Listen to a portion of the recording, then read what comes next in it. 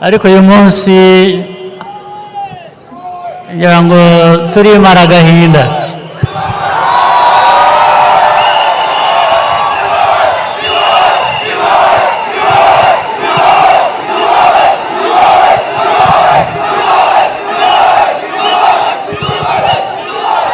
Mbanza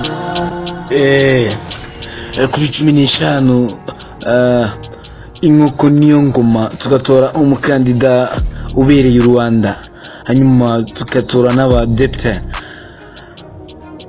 Abantu bagiye gutora ari bo ba mbere mu rubyiruko, ari n'abagiye gutora ari ubwa kabiri cyangwa ubwa gatatu, ariko abantu benshi hari ikintu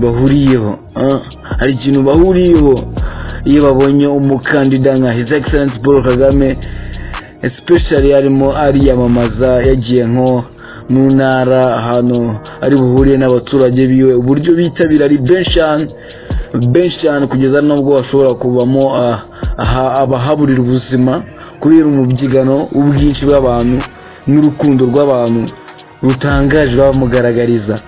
Abantu bibaza ibi ngibi bituruka hehe, ariko twebwe twabazaniye ibanga muzehe yakoresheje kugira ngo agire urukundo rugeze hariya.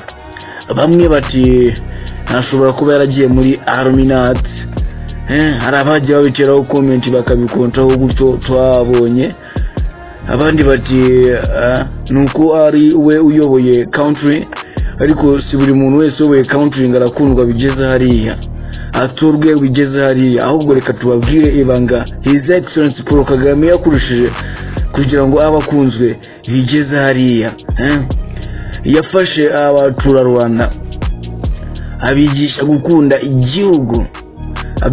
gukunda igihugu, abatoza indangagaciro na kirazira, ariko cyane byose bigamije kugukundisha abaturarwanda igihugu. We ntabwo yigeze avuga ngo bamukunda, ahubwo yabasabye gukunda igihugu, yaba ari abayobozi, yaba ari umuturage ukize, yaba ari umuturage ukenye. Icyo kintu bagihurizaho kuba bakunda igihugu. Hanyuma indi tekanike, afata abanyarwanda abagira umwe, abagarurira ubumwe bari barabuze, baba umwe biyumvanamo.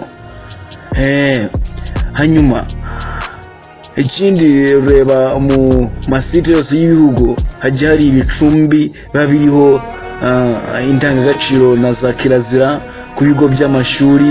Ureba kuna abantu bubaha idarapo ry'igihugu, reba kuna abantu bashobora kuvuga nabi igihugu bakagira ubwoba, izani n'ubwo baba batari kumwe n'umuntu ukomeye ubegere, wenda yabagira nabi, ariko kuba yavuze nabi igihugu akagiramo nakoba. Icyo kintu ni ikintu yubatse mu baturarwanda cyo gukunda igihugu. Umuntu nk'uwo rero wakundishije abantu igihugu, byagaragaye ko nawe agikunda, agakunda n'abanyagihugu.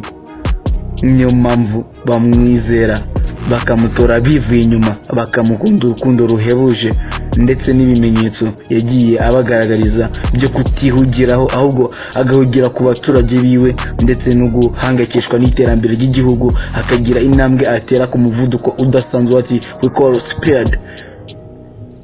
Ngiryo ibanga cyangwa iturufu His Excellency Paul Kagame yakoresheje kugira ngo agire igikundiro kigeze hariya. Naho ibyo bavuga Illuminati, intumwa n'ibindi barabeshya.